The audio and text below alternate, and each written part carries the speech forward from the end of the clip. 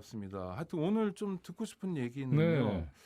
지금 차기 정부의 일꾼들에 대해 살펴보는 시간 아닙니까? 인사청문회 그렇죠. 시간인데 네. 언론 보도도 뭐 쏟아지고 있고요. 특히 한덕수 국무총리 후보자 얘기도 있는데 일단 한 명이 낙마하긴 했습니다. 자진 사퇴를 했죠. 그렇죠. 근데 김인철 교육부 장관인데요. 후보. 장관 그렇죠. 후보자 그렇죠. 이분은 뭐 자연스러운 거라고 보시는 건가요? 그렇게 되겠죠. 근데 이제 보면은 전반적으로 우리가 갖게 되는 인상은 이게 도대체 이 국정을 운영을 하려고 하면 가장 중요한 건 뭐겠어요? 공적인 삶을 살아왔다는 게 입증되는 거죠.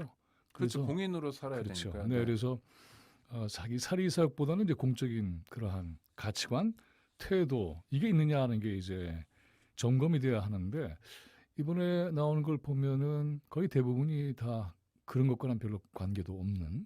그래서 어떤 경우에는 보면은 공적 자금을 거의 자기 돈처럼 쓰는 네. 경우도 있죠. 그러니까 말하자면 이 공적인 가치나 태도가 전혀 없는 사람들이 너무나 많다. 거기에 더해서 이 사람들은 수사 대상이 돼야 되는 사람들 아닌가? 네. 이렇게까지 생각을 하게 돼요. 지금 나온 얘기로만 보면요. 네, 그렇죠. 네. 그러니까 이런 걸 보면은 아주 우려스러운 것은 국정을 맡는 과정에서 공직자로서의 자격도 없을 뿐만이 아니라 우리가 이제 과거 여러 가지 사건을 통해서 경험했던 것처럼 이거는 철저하게 수사를 통해서 밝혀져야 되는 그런 내용들이 너무나 많이 터져나오고 있기 때문에 이거는 공정과 상식을 구호로내건 차기 정권이 책임져야 될 일이다.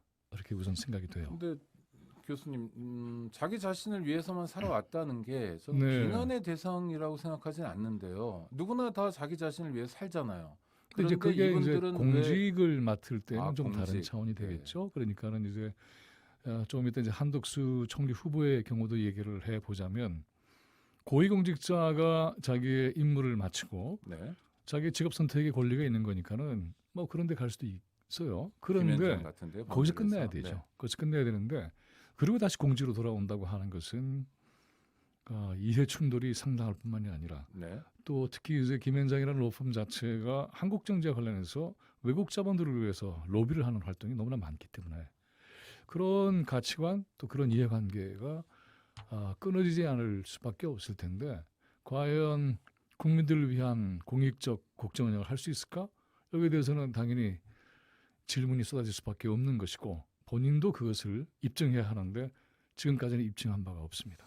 한덕수 후보자는 이제 회전문 인사로 해서 들락날락했기 때문에 더 큰 문제라고 말씀하시는 건데요. 회전문 자체가 문제가 되는 건 아니에요. 저는 네. 그렇게 생각해요. 그렇습니까? 그러니까 네. 뭐냐면은 이런 능력이 여기저기서 쓰임 받는다는 차원에서는 원론적으로는 뭐 그게 문제가 될 건 없는데 네네. 우리가 우려하는 것은 그 회전문의 성격이죠. 특히 이제 한덕수 총리 후보의 경우에 있어서는 이런 발언도 했죠. 론스타를 위해서 일하는 로펌이 있는 게 뭐가 문제냐. 그렇게까지 얘기를 네, 했어요. 외환은행을 인수하기도 했다는 그렇죠. 것이죠. 그리고 네. 이제 보면은 지금 이제 ISD라고 해서 투자자가 정부의 정책에 대해서 자기가 손해를 봤다면 소송을 걸 수 있는 제도가 있잖아요. 네. 그 제도가 이제 IMF 관련을 통해서 국민들이 많이 반대했지만 결국은 관철이 된 거예요. 이 제도를 통해서 5조 원대의 소송을 지금 걸었습니다. 조만간 재판 결과 10년 끌었는데 곧 결론이 날 참이에요. 여기에 이제 김현장 또 론스타와 관계되어 있는 바로 그 사람이 한덕수 총리 후보죠. 그렇다면은 국민의 혈세가 5조 이상이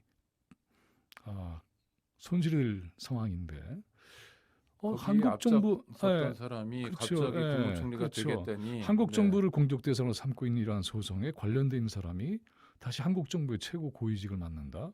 전혀 맞지 않죠. 그러니까는 본인이 말대로라고 한다면 그냥 거기에 그대로 계속해서도 뭐 문제가 없는 거고 왜 뭐 비난받을 일이냐 그러는데 뭐 비난을 받든 안 받든 관계없이 그대로 있었다고 한다면 거기서 그치는 것이지만 네. 지금에 하는 것은 그와 같은 관계는 국민 전부가 다 알아버렸는데 대통령 다음에 최고 임명직에 가겠다?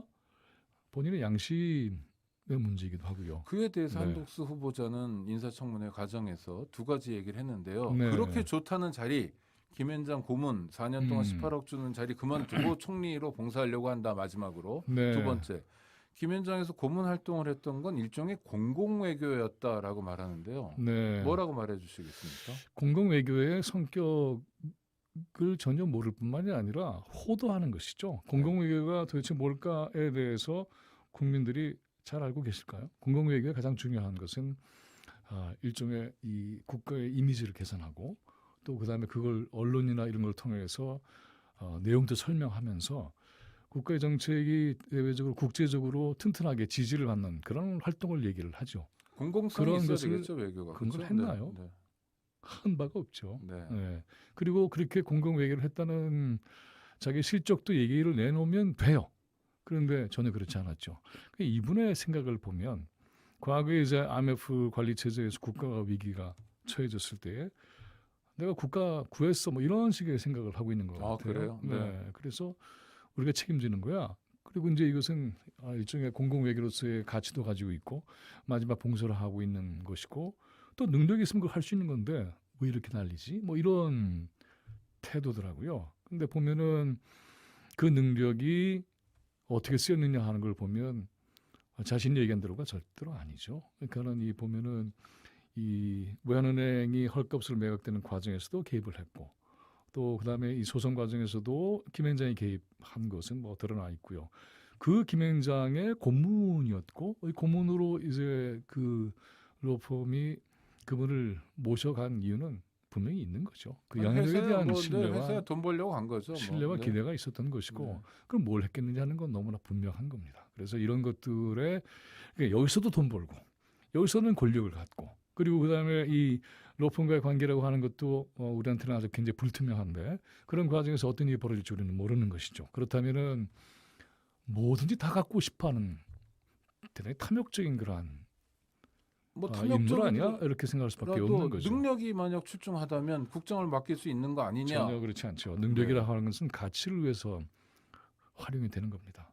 과거에 일제강점기에 친일 부역했던 사람들의 논리가 그거였죠. 네. 능력이 있어서 내가 하는 건데 무슨 소리야. 시험에 합격했고, 네. 네. 그래서 이런 육군사관학교도 태도가 다니고, 이런 태도가 공직자 선발에 있어서는 대단히 위험한 판단입니다. 그러니까는 가치와 능력이 균형 있게 있으면 그게 최고이고요. 네. 능력이 혹시 실무 능력이 있다 하더라도 그 사람은 가치로 관련한 사람 밑에서 실무를 하면 되는 거예요. 근데 총리를 해서는 안 되는 거죠. 고위 공직자는 절대로 안 된다. 네. 이런 점들은 국민들이 저는 확신하고 있다고 저는 확신하고 계시다고 생각을 합니다. 교수님 말씀은 다른 장관 후보자들도 문제가 심각하지만 특히 총리 후보자는 더 심각하다는 거고요. 심각하죠. 또 하나 제가 궁금한 게 네. 인사청문회 이틀 동안 했는데 연기돼 가지고 했어요. 그러면 네.